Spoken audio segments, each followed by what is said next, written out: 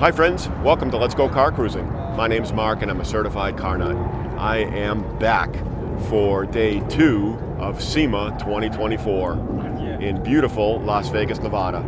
Hold on, because I'm gonna do my best to show you what's here, what the show is about, and give you an overload of cool cars and cool stories. Thanks for watching, I really appreciate it. Do me a favor, hit the like button, smash the subscribe, and ring that notification bell, because there's a lot of cool stuff going on. We got today, tomorrow, and Friday, and there's just way too much for any human being to see everything. So we're gonna do our best and give you a lot of it. So no further ado, we'll stop talking and let's go car cruising. So it might be nice to have room for this type of lift. I'd probably have to cut a hole in the ceiling and bring it right up from the garage into the living room. Watch where this one goes. 1, 2, and 3 high. Yippee-ki-yay. So there it is, folks, the new Dodge Charger. I'll take a walk around, get a little bit better look at it. It's electric, but it's cool. 2-door, Opar.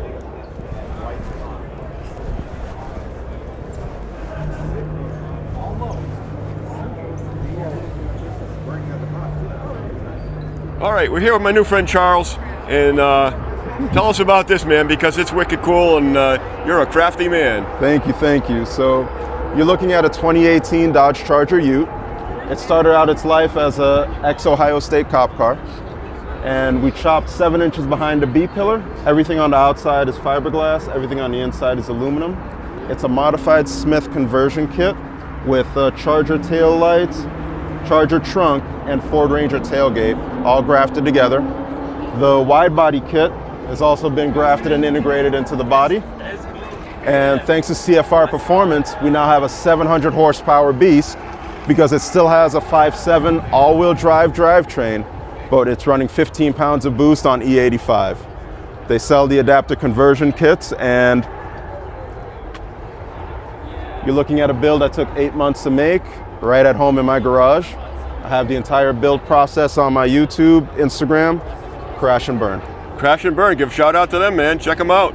All right, Charles, thank you very much for taking the time. Nice to meet you, man. Great to meet you. Be well. Thank you.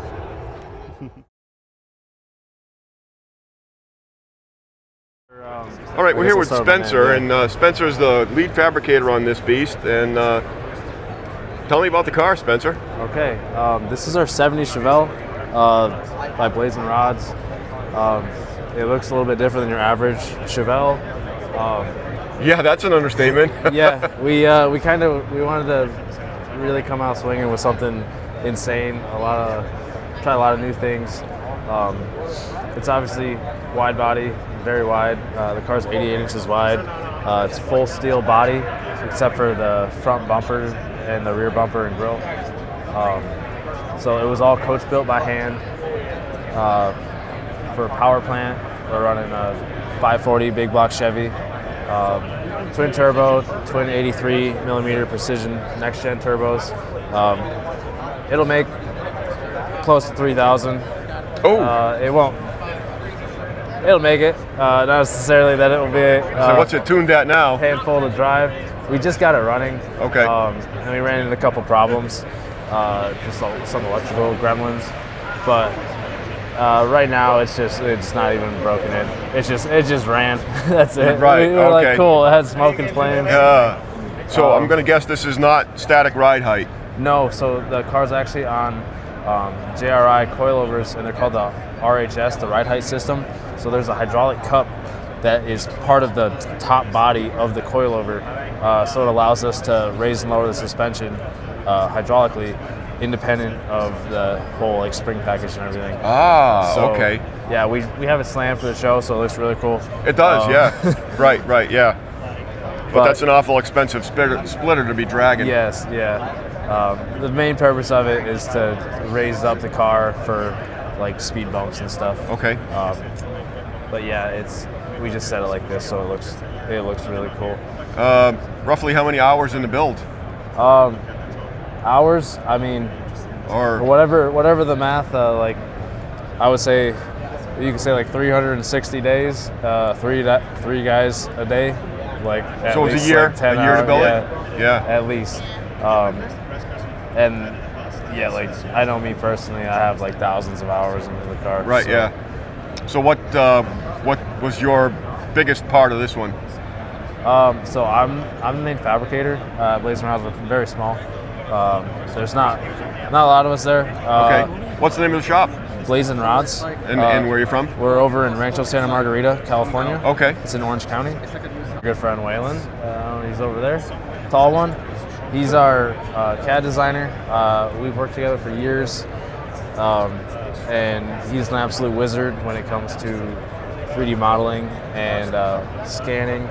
So this whole car has actually been drawn in CAD, modeled, even the body.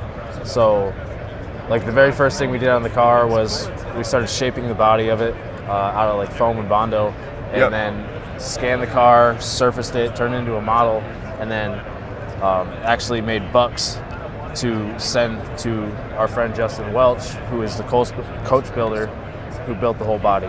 Okay. And that actually allowed us to get the car done in this time frame because while we were building everything inside the car, he was building the whole body of the car.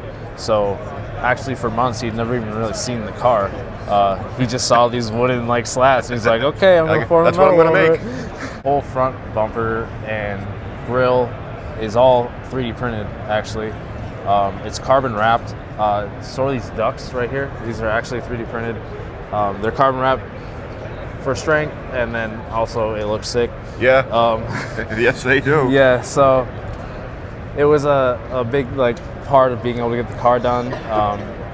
A lot more cost effective than having like molds made or risking like we needed the parts, so we were able to use the printed parts and fit everything together before getting it carbon wrapped. And we ran into a few little problems with just like warpage, but it's inevitable when you're doing stuff like this. Yep. So we don't have the time to like try and figure that out in this car.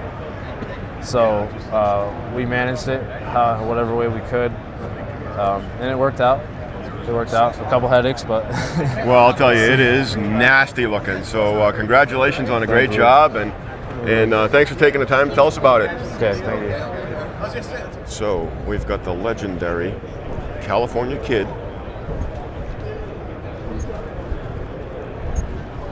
and next to it, the California Kid Express, a little pickup truck. Isn't that cool? Been making the show rounds this summer. Lots and lots and lots of awards. Take a look at the age stack under the hood. Awesome. So now we're here with Paul from Dutch Boys Hot Rods, and this is Grand National is absolutely incredible, Paul. Thank you. Congratulations, and tell me a little bit about it. So car owner's Angelo Gillespie. He commissioned us to build a Grand National, kind of the ultimate Grand National. So we kind of took the ball and ran with it. He really let us run super creative with the car. This is our first 80s car that we built at the shop. We primarily do a lot of early 60s, 70s muscle cars. And one thing of these cars, they never really sit super great. There's hard to get a big tire under them and sit right. So we just kind of went right off. We wanted to build our own chassis. So we set the ride height, built our own chassis, and then we knew we wanted to flare it and sign some unique flares, but still look like they could have been factory. And then we did one-off machine wheels that look like an oversized Grand National wheel. And then from there, we just went into numerous body modifications and got rid of all the factory plastic bumperettes and things that never fit good from the 80s and made it all out of metal and just improved the fit and finish. And so we have a better end product. So I noticed that's not a V6 under the hood, and it's not a single turbo. So tell me about that beast. No, we went with a 427 LS7 with twin 72 millimeter turbos. And we just want to ditch the V6. If Buick was to build this car today, they wouldn't put a V6 in it. Right. They would want more power. They would go modern power plant. So Sure. we want to do something unique. Put the turbos back, kind of like the Pro Mod drag race guys you see, instead of just putting them up front. And then basically from there we shoved the motor back and just got creative, building a custom sheet metal and the air ducts. And one thing about our builds is very kind of like race car, functional, mechanically inspired. So we just started playing with really clean plumbing, electrical, serviceable, mechanical, and that's kind of our thing. That's awesome. Oh, and whose inspiration was the interior? A good buddy of mine, Jeremy at Avant-Garde in Florida. We all kind of decided that we wanted to look like a Grand National, but not like a complete carbon copy of a Grand National, and still, more on the custom side, but still pay homage to the Grand National vibe. So Jeremy and his crew, they flew up to the shop and they 3D scanned the car, and they went back down to Florida and they designed the whole upholstery, 3D printed it. We brought the car down, they put it in the car, they drill the holes, they mock it all up, and do all their fit and finish stuff, and then go into wrapping, and they did a great job. Yeah. It's amazing. It's beautiful. So, what was timeline on the build? this build is about 3.5, 4 years. Okay. So we're probably pushing 10,000 hours in this car. Ooh. Yeah. Yeah. Amen. So. It shows, and it stopped me in my tracks. Thank you. I appreciate you taking the time to tell me about it. Yes. Congratulations, and the debut of it at SEMA. Yeah, no, we're super excited. The car's had a lot of buzz, and it's been well received. So I was pretty happy about There you that. go. Well, congratulations to you. Awesome, thank you. Have a great show. Thanks, you too. Thanks. I am not schooled on what this one is. Acura Type S hybrid race car. Maybe that's a Le Mans prototype car. But it is sweet. Not quite the way Enzo envisioned it, but an EV Dino. Wow. Check that out.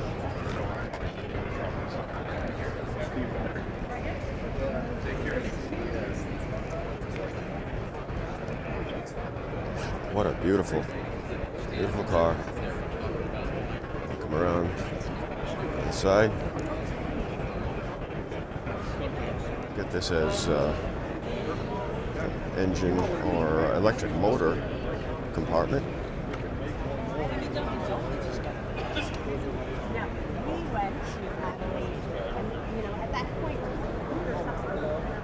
All right, we're here with Greg at Retro Sound, and Greg, I got a 1960 Corvette. Driver quality, it's a fun car, makes a lot of noise with dual exhaust, and the radio just doesn't work. All right, so we have a couple options for it. Basically, what we have is our Wonderbar radio that is period correct looking. It's not a knockoff, but it's a period correct radio, all digital. The options you can have are AM FM with Bluetooth, AM FM, Bluetooth, Sirius XM. We'll call it sky's the limit. You go as far as you want to go feature wise. We offer the radio with the main bodies that can be interchangeable with different feature sets. So our basic radio, Bluetooth, we keep the Wonderbar so it still seeks and does what it's supposed to do. And then we can always add with those speakers. We have limited space, so we always work over to our speakers that you can go and add pods to your kick panels to add speakers to it. You can add a dual voice coil dash speaker so you still maintain that stereo sound and get you the power that works with the radio, meaning we want to match power that the radio speaker can handle with power that the radio puts out. In that Corvette, you're a little limited for space. So the one thing you're always missing is that little bit of bass, a little bit of bottom end. And then that's where we work over to, say, a small self-powered 8-inch subwoofer that can actually fit behind the seat that very easily to fill in that gap. So down the road, you'll actually hear the radio. It'll look like it belongs in the car, period correct, great sounding piece. Okay, so on the head unit, we'll go back to that for a second. Okay. What's the wiring like?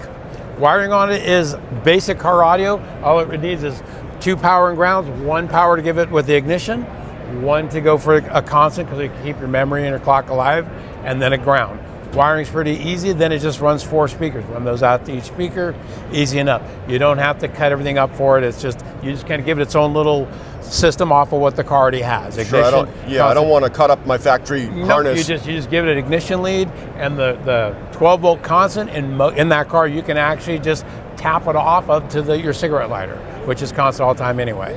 Which I don't know if that works either.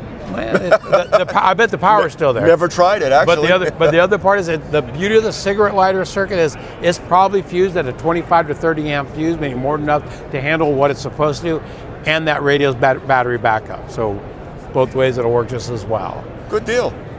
All right, man. Thanks for explaining that to me. I may have to do one of these things. Right. Hopefully you do. All right, thank you, sir. You're welcome. You have a good day. Check out this sick Pantera. I like that yellow. Some yellows can be a little on the obnoxious side. This one's pretty sweet. And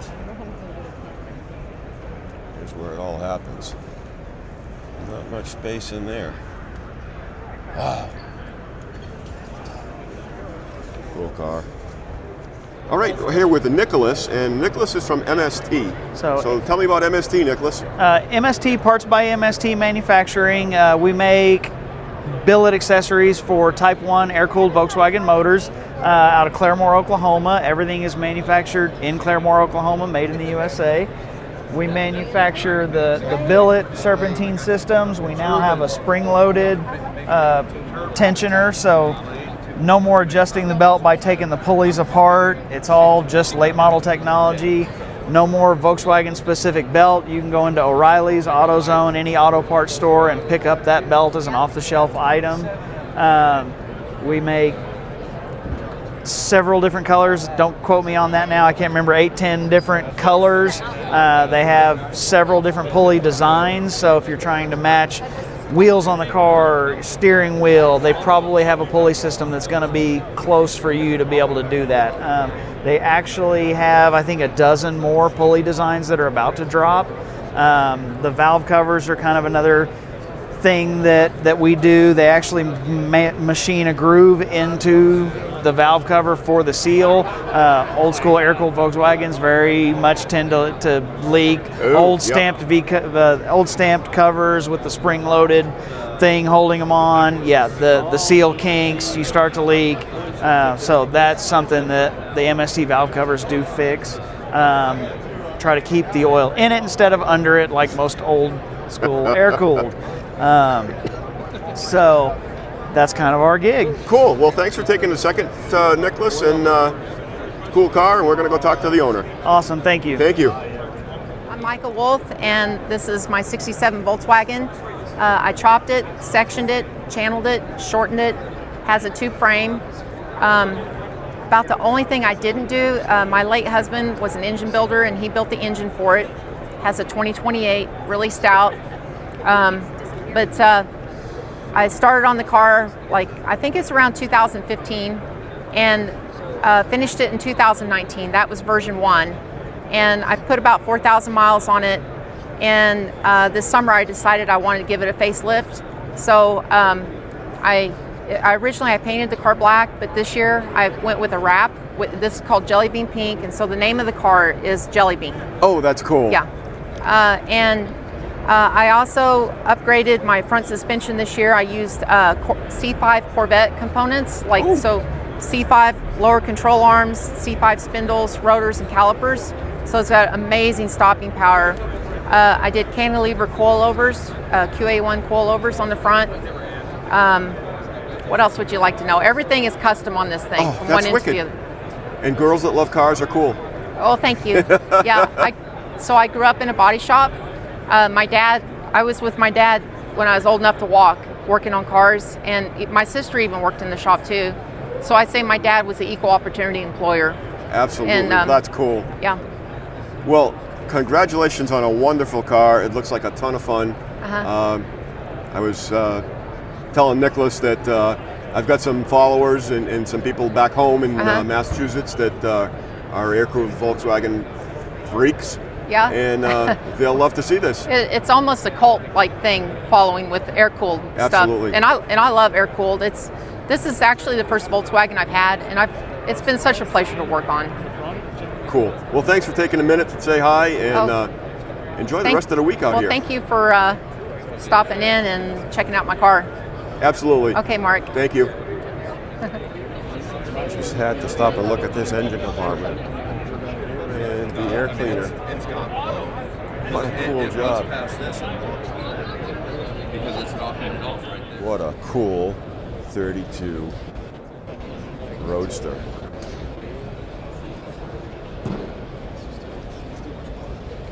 Get up on it. There you go. Wow. Big ones on the back, little ones on the front. Full fendered 1932 Roadster. Cool ride. So this is legendary driver George Poteet's car. We unfortunately lost him. I never met him, I gotta be honest, but I've heard a lot about the car, and we're gonna take a walk around and we're gonna look at it. Bonneville Salt Flat Racer.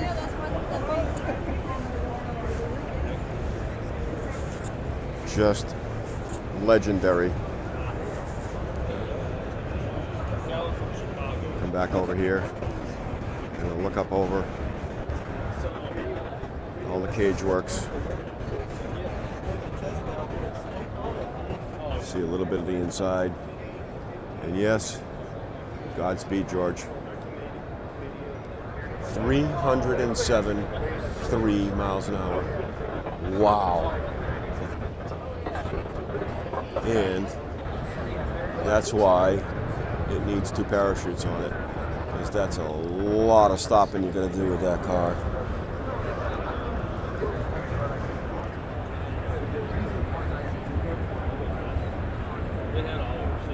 So this is another car that belongs to George Poteet, 54 Plymouth Savoy. Wow, just wow, the Sniper. That is amazing. Come over and we'll take a look inside.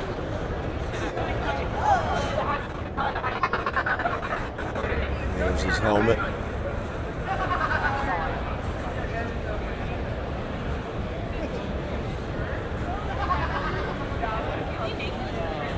Amazing.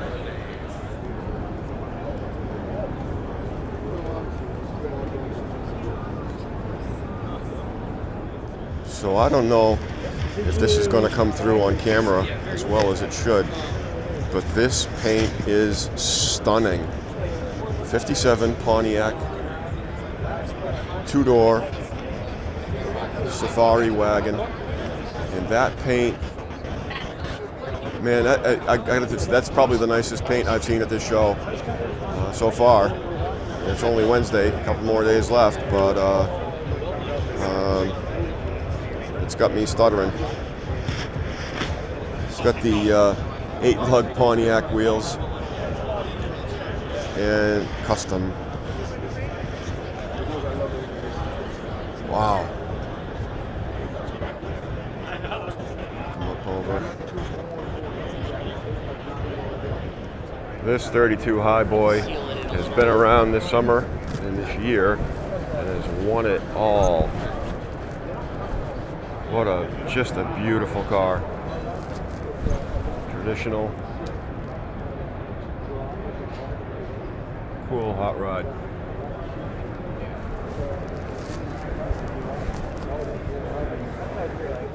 So I wasn't looking for this, stumbled on it and figured, what the heck, I might as well come take a look at it. This is Gas Monkey Garage's OBS SEMA 24 show. Truck. Twin turbo LS base motor. I think he said it was going to be around 1,700 horsepower. And it's kind of a cool wide body custom truck. Short bed, wide body. Get you some of that. Kind of a neat rear end treatment. Pipes coming out of the rear valance. Cool truck.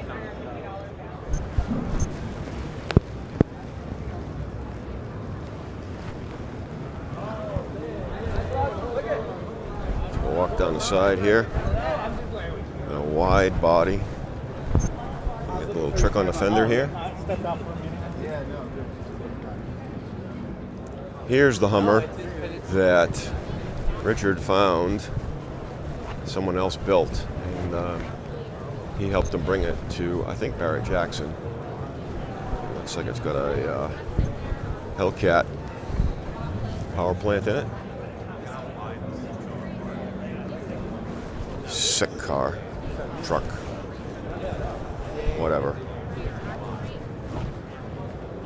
All right, folks, that's all for today, day 2 of SEMA 2024. And wow, you know those cars that you walk by and they just like make you stutter, like I'm stuttering again now? Saw a bunch of them today. What a great show. Thanks for watching, I really appreciate it. Do me a favor, click the like button, hit the subscribe, and ring the notification bell, because there are 2 more days coming of SEMA 2024. You're not gonna wanna miss any of it. Wicked show. Again, I'm just thrilled to be here, having a great time, and hey, let's go car cruising.